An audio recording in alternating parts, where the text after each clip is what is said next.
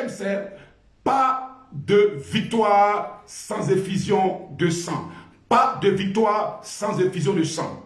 Je voudrais vous démontrer sur la base de la parole de Dieu que les 3 sujets pour lesquels nous prions fortement, et nous allons prier fortement toute la semaine, est biblique, est rattaché à la parole de Dieu, se trouve dans la parole de Dieu. Pourquoi? Parce que Satan sait que si ta vie spirituelle est capturée, ta vie maritale est capturée, ta vie financière est capturée, tu es complètement esclave. Tu es complètement esclave. Alléluia. Alors allons-y dans Exode chapitre 3. Exode chapitre 3, verset biblique. Vous pouvez épingler les versets que je vous donne. Alors, Exode chapitre 3, à compter du verset 7. Dieu dit, j'ai vu la souffrance de mon peuple qui est en Égypte, et j'ai entendu les cris que lui font pousser ses oppresseurs, car je connais ses douleurs. Alléluia. Dieu dit, je reprends, j'ai vu la souffrance de mon peuple qui est en Égypte, et j'ai entendu les cris que lui font pousser ses oppresseurs, car je connais ses douleurs. Alléluia. Comprenez quelque chose, bien-aimés, nous sommes des êtres privilégiés, nous sommes des êtres particuliers. Pourquoi? Parce que le salut n'est pas l'expression d'un concours administratif. Le salut n'est pas l'expression d'une volonté humaine. La Bible déclare dans le chapitre 17 du livre de l'apôtre Jean, il dit que nul ne peut venir à moi, Christ Jésus, sans que mon Père ne l'a attiré. Il dit, les enfants qui t'appartenaient, tu les as confiés. Ceux qui étaient à toi, tu me les as confiés. Alléluia. Alors, lorsque tu es transféré de la puissance de la mort, de la puissance des ténèbres à la puissance de Dieu, il y a 3 choses que tu dois comprendre. Quand tu es converti à Christ Jésus, il y a 3 choses que tu dois comprendre. La première chose que tu dois comprendre, c'est que c'est un don gratuit. Et ce don gratuit, qui est le salut, c'est à toi que revient la responsabilité de l'entretenir. Le don, tu ne peux l'acquérir de par tes forces ou de par ta puissance. C'est l'œuvre du Saint-Esprit. C'est la grâce imméritée de Dieu. Lorsque tu reçois cette grâce, ce don gratuit, ta responsabilité, c'est maintenant de prendre soin de ce don-là. C'est comme une personne à qui on donne un cadeau, un véhicule, une maison, quelque chose de précieux. C'est ta responsabilité. C'est à toi qu'il incombe de prendre soin du don qu'on t'a fait. Alléluia. Deuxième chose que tu dois comprendre, c'est que lorsque tu es dans le royaume de Dieu, tu dois t'attacher à une église locale. Tu dois t'attacher à une église locale pour travailler. Alléluia. C'est la qualité de ton travail qui déterminera l'ampleur de ton élévation. Alléluia, je reprends. Quand tu es converti, l'erreur que beaucoup d'enfants de Dieu commettent, c'est que quand ils se convertissent, ils se limitent au premier niveau. Ils se limitent au premier stade, qui est la conversion. La conversion. Or, Dieu nous prend des choses naturelles pour nous expliquer les choses spirituelles. Je vous donne un exemple. Lorsqu'une personne est dans une nation, la nation dans laquelle tu te trouves, quand premièrement, tu n'as pas de pièce d'identité, quand premièrement, tu n'as pas de document administratif, c'est-à-dire, en un mot, tu es sans papier, c'est un exemple que je donne. Aussi vrai que tu es dans cette nation, mais la nation ne te connaît pas. Tu es dans cette nation, mais la nation ne te connaît pas parce que tu n'es pas répertorié, parce que tu n'es pas enregistré. Et lorsque tu as maintenant les documents, ce qui signifie que lorsque tu acceptes Christ, tu peux prétendre connaître Dieu. Tu peux prétendre croire en Dieu, mais est-ce que Dieu te connaît? Tu peux dire que je suis dans telle nation, mais est-ce que la nation te connaît? La nation te reconnaîtra lorsque tu seras répertorié, lorsque tu auras les papiers de cette nation. Dieu te reconnaîtra lorsque tu accepteras Christ comme Seigneur et Sauveur. Lorsque tu as accepté Christ, ne te limite pas à l'acceptation de Christ. Lorsque tu as tes papiers, je prends l'image naturelle pour expliquer les choses spirituelles. Lorsque maintenant tu as les papiers, dans la nation dans laquelle tu te trouves, tu as une pièce d'identité, tu es répertorié, tu es enregistré. Est-ce que tu te limites à cela? Ne cherches-tu pas du travail? Ne cherches-tu pas à avoir une relation plus profonde avec la nation en travaillant? Les documents que tu as reçus, la pièce d'identité que tu as reçue te permet de travailler. Quand tu es converti, ta conversion doit te permettre d'avoir une église locale et de travailler dans cette église locale. L'apôtre Paul dit, celui qui ne travaille pas, dans 2 Thessaloniciens 3, verset 10, il dit que celui qui ne travaille pas ne mange pas. Ça veut dire quoi? Ça veut dire que c'est le travail qui génère une récompense. C'est le travail qui génère une récompense. Quand tu as accepté Christ comme Seigneur et Sauveur, tu reçois les documents, la pièce d'identité du royaume de Dieu. Maintenant, il faut travailler pour que tu manges, pour que tu sois béni. Beaucoup d'enfants de Dieu ne travaillent pas dans l'église locale et ils disent, Seigneur, bénis-moi. Ils disent, Seigneur, souviens-toi de moi. Comment veux-tu avoir la prospérité si, d'une manière naturelle, tu as des documents de la nation dans laquelle tu te trouves et tu refuses de travailler? D'où viendra ta prospérité? L'apôtre Paul lui-même dit que celui qui ne travaille pas ne mange pas. Parce que le travail est source de prospérité. Le travail est source de gloire. Dieu dit, travaille pour moi. Mets en évidence le potentiel qu'il t'a donné. Mets en évidence la grâce qu'il t'a donnée afin de prospérer, afin d'être béni. Troisième chose qu'il faut faire, c'est ton attachement à l'autorité spirituelle de l'église locale dans laquelle tu fréquentes. Ton attachement à quoi? À l'autorité spirituelle. 3 choses. Parce que ton attachement à l'autorité spirituelle est comme ton attachement à ton chef, à ton patron, à ton boss dans le travail que tu fais.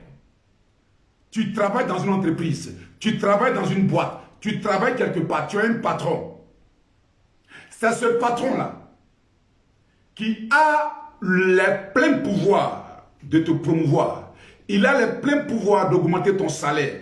Il a les pleins pouvoirs, en tout cas, de te faire avancer s'il veut. Quand tu es connecté à l'homme de Dieu, Dieu a donné une marge de manœuvre à ses serviteurs. Dieu dit dans Ésaïe, j'annonce, du moins j'accomplis ce que annoncent mes envoyés. Donc, en t'attachant à l'homme de Dieu, par rapport au service, par rapport à ce que tu fais dans l'église et dans son ministère, il peut libérer une parole sur toi et cette parole va changer beaucoup de choses dans ta vie. Il peut libérer une parole sur toi et cette parole va te promouvoir. Mais le danger de beaucoup d'enfants de Dieu, c'est qu'ils se limitent à la conversion à Christ. Ils ne sont actifs nulle part dans une église locale. Ils ne servent pas un homme de Dieu. Ils ne sont pas attachés à un homme de Dieu. C'est ça le problème de beaucoup d'enfants de Dieu. Alléluia. Il faudrait que tu changes cette mentalité-là. Il faudrait que tu changes ce logiciel-là dans ton esprit et que tu comprennes que de la même manière dont tu comprends les choses naturelles, les choses spirituelles fonctionnent de la même manière. Les choses spirituelles fonctionnent de la même manière. Si tu vois ça comme ça, tu verras la gloire du Seigneur. Alléluia. Tu verras la gloire du Seigneur. Aussi vrai que le président Macron est le chef de l'État, mais ce n'est pas lui qui viendra te promouvoir dans la boîte dans laquelle tu travailles. Ce n'est pas lui qui viendra augmenter ton salaire dans le lieu où tu travailles. La personne habilitée à augmenter ton salaire, c'est ton boss. C'est celui pour qui tu travailles. C'est celui qui est ton patron dans l'entreprise. Aussi vrai que Dieu est le Père de toute création, de toute créature, ce n'est pas Dieu qui viendra te promouvoir, non. C'est l'homme de Dieu sur lequel Dieu t'a établi là. Du moins, l'homme de Dieu qui est ton père spirituel, l'homme de Dieu qui est ton autorité, c'est à lui que Dieu a donné plein pouvoir de promouvoir ta vie, plein pouvoir de te donner une promotion, plein pouvoir de te bénir. C'est ce que beaucoup d'enfants de Dieu n'ont pas compris. Alléluia. Le texte que nous avons lu, qu'est-ce qui va se passer? La Bible dit que Dieu dit à Moïse, j'ai entendu les cris de mon peuple. J'ai entendu les cris. Ça veut dire que le peuple priait parce que pendant 430 ans, le peuple était esclave. Dieu a vu la douleur du peuple. Dieu a vu la souffrance du peuple. Et les cris, la prière du peuple sera exaucée. Mais comment? Dieu dit à Moïse, j'ai entendu les prières de mon peuple, j'ai vu la douleur de mon peuple, maintenant je suis descendu pour toi Moïse t'envoyer. Pourquoi est-ce que Dieu lui-même n'est pas venu pour délivrer en personne le peuple d'Israël? Dieu avait-il besoin d'envoyer Moïse? Oui. Nous ne pouvons rien faire sans Dieu. Mais Dieu ne veut rien faire sans nous. Alléluia. Cette formule-là, je voudrais que quelqu'un la note. Nous, Dieu et nous. Alléluia. Nous ne pouvons rien faire sans Dieu. Mais Dieu ne veut rien faire sans toi. Dieu ne veut rien faire sans nous. Alléluia. Quand il descend, il parle à Moïse. Il dit à Moïse, j'ai vu la souffrance de mon peuple. Dieu me dit, j'ai vu la souffrance de mes enfants. Mais mon serviteur degré, prophète, je t'envoie. Alléluia. Il dit, je t'envoie. Je t'envoie pour libérer mon peuple. Dieu a vu la souffrance. Dieu a vu la douleur. Dieu a vu les lamentations de son peuple. Mais quand tu es attaché à une église locale, quand tu es soumis à un moyen de Dieu, c'est lui que Dieu envoie. Dieu n'a pas envoyé quelqu'un d'autre, sinon Moïse qui était un juif. Moïse qu'il avait établi comme autorité sur le peuple d'Israël. C'est Moïse que Dieu a envoyé. Bien-aimé, ne te retarde pas toi-même. Ne sois pas toi-même ton obstacle. Ne donne pas l'avantage aux sorciers d'agir fortement. Parce qu'ils ne peuvent pas agir si tu comprends les 3 points là. Le point de la conversion, ne t'arrête pas à ce point là. Il faut t'investir dans ton église locale. Sers Dieu dans ton église locale. Troisième chose, sois un partenaire pour ton loin de Dieu. Lis-toi à loin de Dieu. C'est loin de Dieu. Agis. Oui, bénis. C'est les hommes et les loin de Dieu. Pourquoi? Parce que ce n'est pas eux que Dieu va passer, quelle que soit l'ampleur de la grâce. Ce n'est pas eux que Dieu va passer. Ce n'est pas Moïse que Dieu passe ou a passé pour bénir le peuple d'Israël. Imaginez-vous Moïse, lorsqu'il disait, Seigneur, je ne sais pas parler, envoie quelqu'un d'autre. Voyez-vous, du chapitre 3 jusqu'au chapitre 4, il y a eu jusqu'au même au chapitre 5, il y a eu près de 3 chapitres de discussion entre Moïse et Dieu. Moïse il envoie quelqu'un d'autre. Dieu dit non, non, non, c'est toi que je vais envoyer. Non, non, non, c'est toi. C'est toi en qui j'ai mis tout ce qu'il faut pour libérer ce peuple. Tu veux que j'envoie qui? Dieu a mis dans ton père spirituel tout ce qu'il faut pour te propulser. Tu veux que Dieu prenne qui? Qui tu veux que Dieu envoie pour libérer ta vie de l'oppression? Dieu a entendu tes cris. Dieu a entendu tes prières. Dieu a vu ta souffrance. Il a vu ta douleur. Mais tu veux qu'il envoie qui pour te délivrer? Tu veux qu'il envoie qui pour te bénir? Tu veux qu'il prenne quelqu'un d'autre? Mais est-ce qu'il a mis en ce quelqu'un d'autre là? C'est vrai. Dieu pouvait susciter un autre homme de Dieu en dehors de Moïse. Rien n'est impossible à Dieu. Rien n'est impossible à Dieu. Mais il y avait déjà eu un investissement en Moïse pour répondre aux besoins du peuple d'Israël. Et l'investissement que Dieu a fait, il le fait une seule fois. Parce que Dieu ne se répand pas de ses dons et de son appel. C'était Moïse qui avait été qualifié pour résoudre le problème du peuple d'Israël. C'est pour ça que quand Moïse discutait, un moment dans la Bible dit que la colère de Dieu s'est enflammée. Parce que c'était Moïse qui devait libérer ce peuple-là. Ce qui était en Moïse n'était pas en quelqu'un d'autre pour libérer le peuple. Alléluia. C'est pour ça que beaucoup de chrétiens papillonnent, beaucoup de chrétiens n'ont pas la dimension dans laquelle ils devraient être et ils ne sont pas une source de bénédiction pour le corps de Christ parce qu'ils n'ont pas compris que Dieu agit toujours au travers des hommes. Je reprends la formule. Nous ne pouvons rien faire sans Dieu, mais Dieu ne veut rien faire sans nous. Alléluia. C'est pas qu'il ne peut pas, mais il ne veut pas. Parce qu'il ne peut pas aller au-delà de ses règles établies. Dieu est respectueux de ses principes et de ses lois. Moïse était celui qui était qualifié pour libérer le peuple d'Israël. Qui est ton Moïse? Qui est qualifié pour t'imposer les mains, même à distance, pour libérer la parole à distance, et cette parole t'atteindra là où tu te trouves. Regardez, le centenier nous a appris que la distance n'est pas une barrière. Il a dit à Jésus, tu n'as même pas besoin de te déplacer pour aller chez moi pour guérir mon serviteur malade. Reste là où tu es maître et dis seulement un seul mot et mon serviteur sera guéri. Un seul mot et mon serviteur sera guéri. La distance n'est pas un obstacle. Si tu reconnais l'onction prophétique que je suis ma vie, si tu crois que je suis prophète envoyé de Dieu, tu n'as même pas besoin d'être en face de moi. Oui, je libère la parole parce que je vois ton nom. Je libère la parole parce que je sais que tu es connecté. Et la parole que je libère va transcender, va transpercer le temps et l'espace. Et arrivera chez toi pour impacter ta vie et changer l'atmosphère de ta condition sociale, changer l'atmosphère de ta vie spirituelle et te propulser là où tu devrais être en temps normal au nom de Jésus-Christ de Nazareth.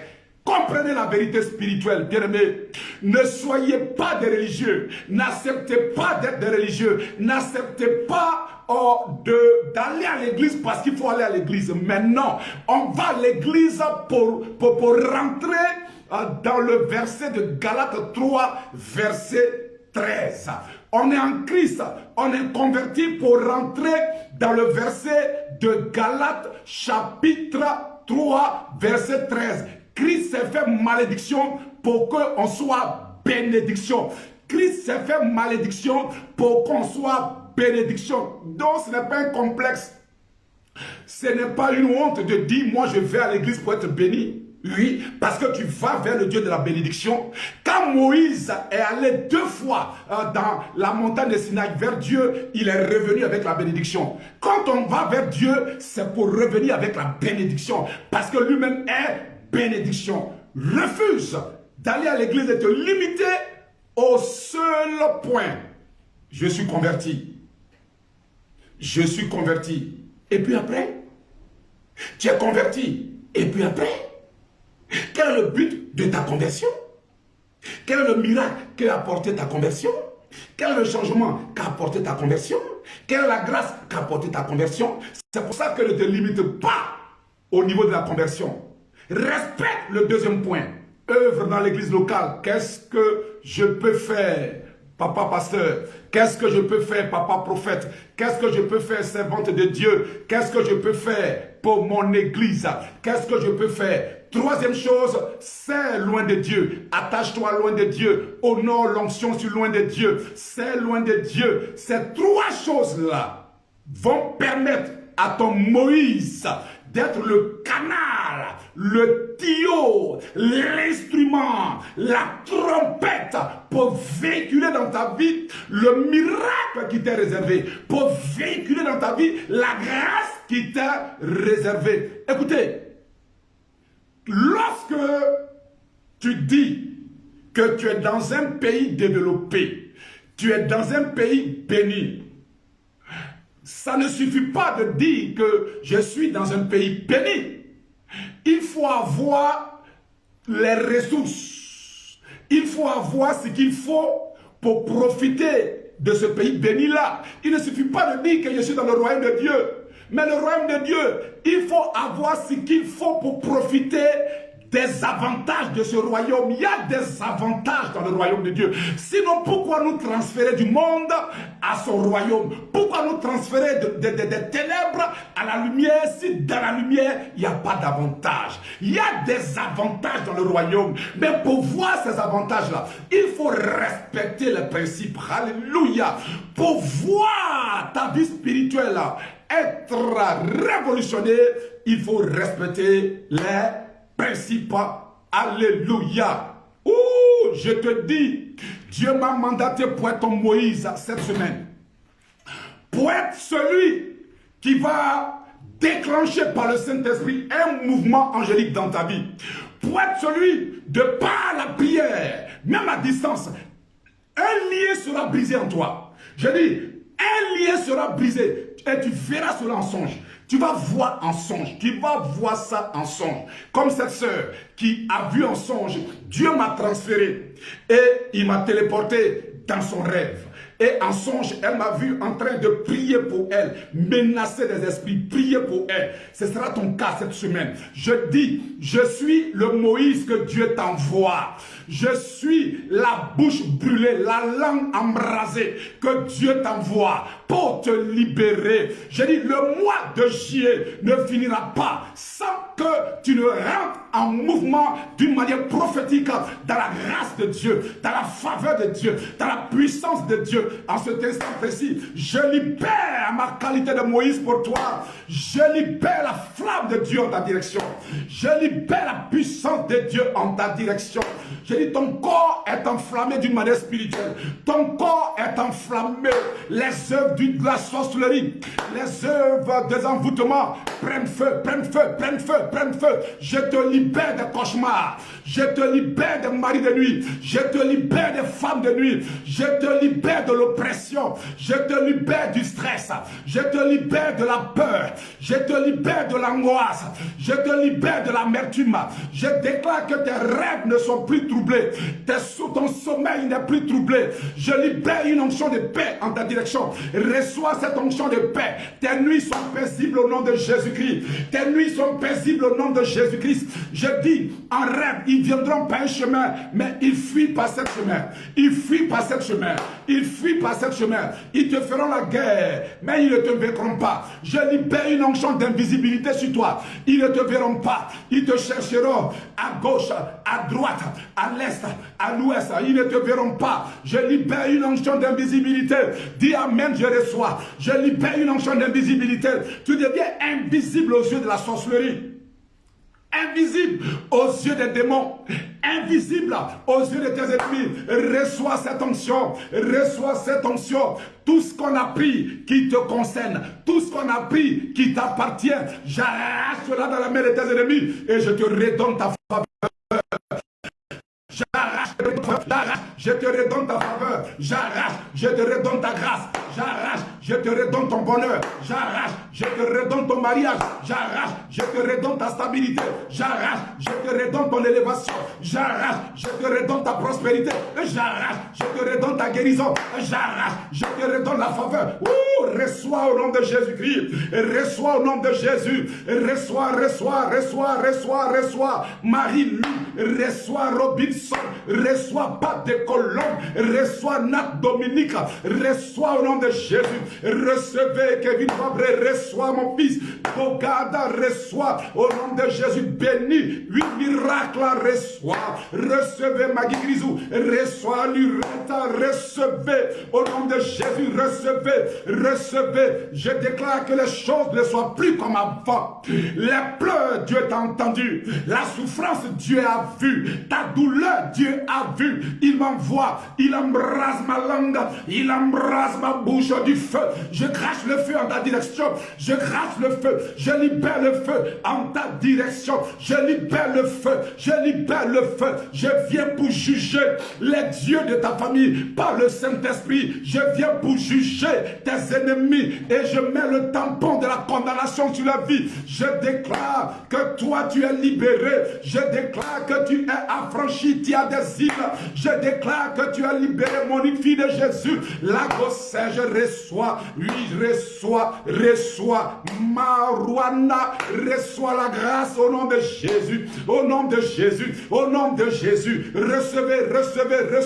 Je vous libère de l'oppression. Quand tu dors, tu te vois dans l'eau. Quand tu dors, tu te vois en captivité. Quand tu dors, tu te vois en train d'être poursuivi. Je te libère de cette prison de la mort, de la prison de la sorcellerie. Je déclare que les morts n'entreront pas maintenant dans tes songes. Les morts libèrent, les morts libèrent, les morts libèrent, les morts libèrent. Je libère l'onction, je libère l'onction, je libère l'onction. Reçois-la, reçois-la, reçois-la, reçois-la. Prends ta part. Ouh! Prends ta part. M'entendez, Valérie Kwame, prends ta part. Je dis une bonne rencontre sera pour toi. Diacre, prends ta part, pas de colombe. Prends ta part, ma fille. Le miracle pour toi. Je relâche la bénédiction pour vous. Je relâche le miracle pour vous. Je parle à mon Père et je dis à mon Père que les écluses des cieux s'ouvrent sur la tête de mes auditeurs et auditrices. Que la gloire soit répandue sur leur vie. Que le miracle soit répandu sur leur vie. Alors dis Amen, je reçois et tu prends ta part. La qualité de ton obéissance est égale à la bénédiction que tu reçois. Reçois sa fille de l'Éternel, ma fille. Reçois ta part, Cécile Polaro. Reçois ma fille, reçois. Recevez au nom de Jésus. Oh, Shiloh s'efface. Reçois ta part, ma fille. Au nom de Jésus, recevez. Au nom de Jésus-Christ, je dis, les anges ouvrent les écluses des cieux. Je commande au nom de Jésus-Christ de Nazareth aux anges d'ouvrir les écluses des cieux, oui, et de relâcher à votre direction le sujet de prière, l'exaucement de ton sujet de prière. Au nom de Jésus-Christ de Nazareth, dis Amen avec moi.